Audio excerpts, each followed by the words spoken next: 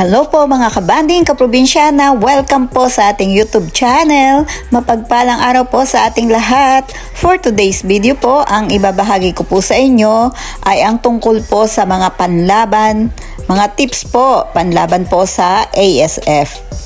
Ang una po nating gagawin ay ang paglalagay po ng apog sa kapaligiran. Pangontra po ito sa peste at pangontra po sa ASF. Kapag po naglagay po kayo nito, wala pong mga langaw at masangsang na amoy.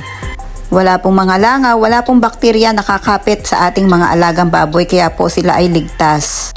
Wala pong masangsang na amoy na mag-a-attract ng bakterya para po makapasok po dito sa ating pig pen. Napaka-importante po ng kalinisan para po malinis ang hangin na malalanghap ng ating mga alagang baboy.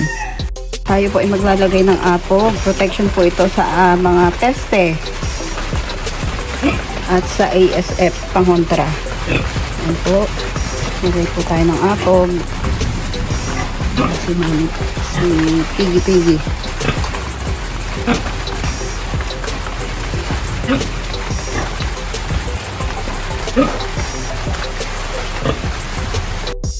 Ang apog po ay mabibili po natin sa tindahan po ng mga feeds o sa poultry supply. Ang halaga po nito ay 500 pesos ang isang sako. Depende po sa nagtitinda, yun pong iba ay 600 po. Ang isang sako po nila ibinebenta. At ito pa po ang isa pa pong tips pang kontra po sa ASF. Napaka-importante po na meron po tayong malinis na kanal. Yun pong pinagliguan at pinaglinisan natin sa ating mga alagang baboy ay dapat po ay merong balon. Doon po sila didiretso para po manatiling tuyo ang kanilang kapaligiran.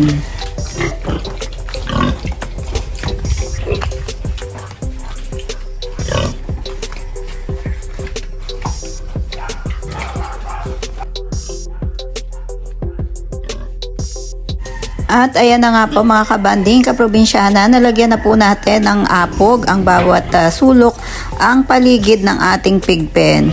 Ang susunod naman po natin gagawin ay ang paglilinis po o pagdidisinfect ng ating kulungan ng mga alaga nating baboy. Gagamit po kami ng Sunrox at powder soap.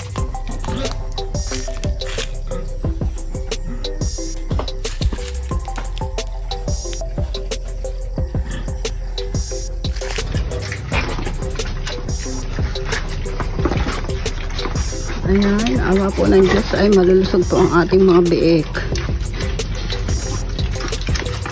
Ang importante po ay sila po ay maganang kumain.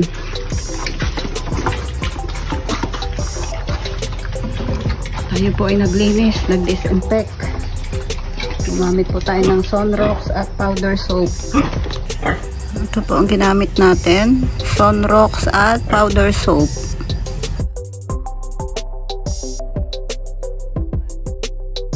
Sunrox at powder soap ang ating ginamit na pagdi-disinfect po sa kulungan ng ating mga alagang baboy.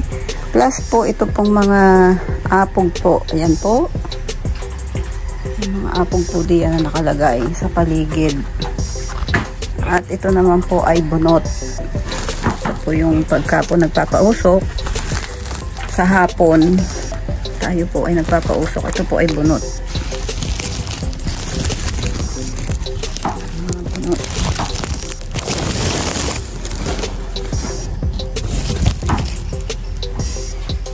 Sa gabi po tayo po ay nagpapausok.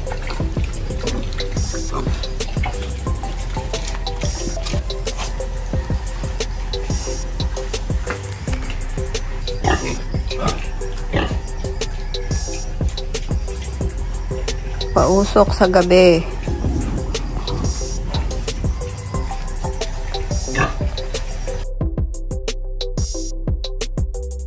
Nakapaglagay na po tayo ng apog, nakapag-disinfect na din po tayo, at nakapagpausok na din po.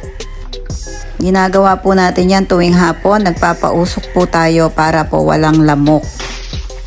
Ito din po ay nakastaan na po.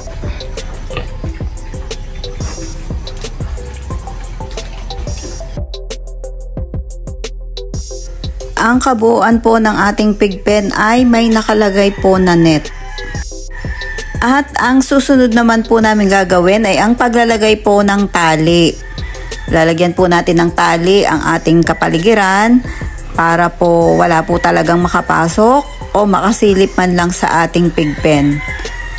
Dahil nga po sinisigurado po natin na talaga pong hindi mahawahan ng ASF ang ating mga alagang baboy. Gayon din naman po ay kami po ay hindi rin pumupunta sa ibang pig pen o kapitbahay namin na may mga alaga ding mga baboy. Mga kabanding kaprobinsyana, ito pong aking ibinabahagi sa inyo ngayon ay sarili po naming diskarte sa pag-aalaga po ng aming mga alagang baboy laban po sa ASF. Ang una po ay ang paglalagay po ng apog, ang pangalawa po ay pagdi-disinfect, at ang pangatlo po ay ang pag-aayos po ng kanal para po manatiling tuyo ang kapaligiran ng ating pig pen. Ang pang-apat po ay pagpapausok at ang panglima naman po ay paglalagay ng tali sa ating bakod. At ang pang-anim po na pinaka-importante po sa lahat ng tips ay ang panalangin. Kailangan po nating ipagdasal, hingin po natin sa Lord ang gabay at patnubay na makaiwas sa ASF ang ating mga alagang baboy. Dahil naniniwala po ako na sa pamamagitan po ng panalangin na may pasasalamat sa ating Panginoon ay liligtas po niya ang ating mga alagang baboy laban po sa ASF. Purihin po ang Panginoon, salamat po sa Kanya sa pagliligtas po at pag-iingat sa ASF ng aming mga alagang baboy. Gayon din naman po sa inyo na mga nag-aalaga ng baboy, hangad ko po na maging maayos po at ligtas po ang inyong mga alagang baboy laban po sa ASF. Thank you Lord, Amen. Maraming salamat po sa aming mga taga-subaybay na patuloy na nanonood po ng aming mga videos na ibinabahagi. Nawa po ay nakatulong kami ng kaunti dito sa aming na-share namin sa video po na ito. Maraming salamat po sa aking mga subscribers. Sumainyo po ang masaganang pagpapala ni Lord. Tanggapin po ninyo ang siksik, liglig at umaapaw na pagpapala mula kay Lord. Kita-kits po ulit tayo sa mga susunod po na mga video na ibabahagi ko po. Nawa po ay sama-sama pa po ulit tayo. Ingat po kayong lahat at nawa po ay matapos na po itong ASF. At mapagtagumpayan po nating lahat. Amen po. Ang dumi po ng ating mga alaga ay ating pong dinadakot. Meron po tayong tapunan ng mga dumi ng ating mga alagang baboy para po hindi mapuno agad yung kanilang balon. Binibigyan po natin ang ating mga biek ng talbos po ng kamote.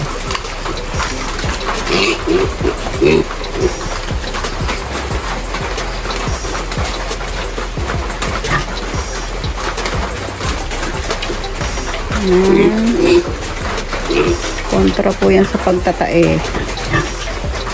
Sana po ay nag-i-enjoy kayo sa panonood ng aking video at sana po ay tapusin po ninyo itong video na ito. Salamat po.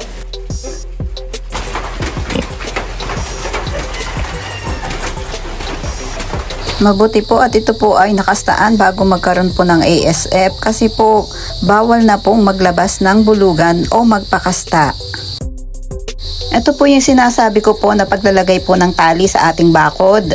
Ito po ay napaka-importante para po walang makasilip o makapunta sa ating pig pen dahil nga po may nakaharang na tali. At bukod po naman sa mga taling iyan ay meron pa po tayong mga net dito. Protection naman po yan sa mga hayop na mga pwedeng pumasok sa loob ng ating pig pen.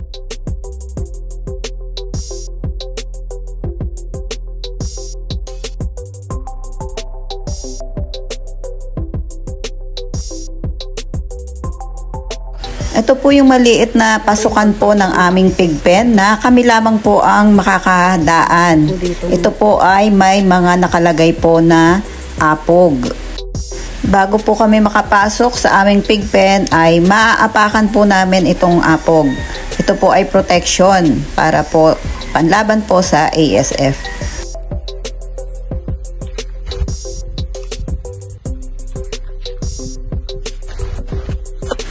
Ito po yung deposito ng ating balon. Dito po pumupunta yung ating pinaglinisan ng pig pen, pinagliguan, at ang kanilang mga wiwi ay diyan po pumupunta para po manatiling tuyo ang ating kapaligiran. Ang sarap ng hangin sa bukid. Ang sarap ng hangin, no? Yan ang kapaligiran ng aming pig pen. Walang pumupunta dito sa amin. Bawal pating magpapasok. Thank you for watching. Please don't forget to like, share, and subscribe. Thank you and God bless mga kabanding!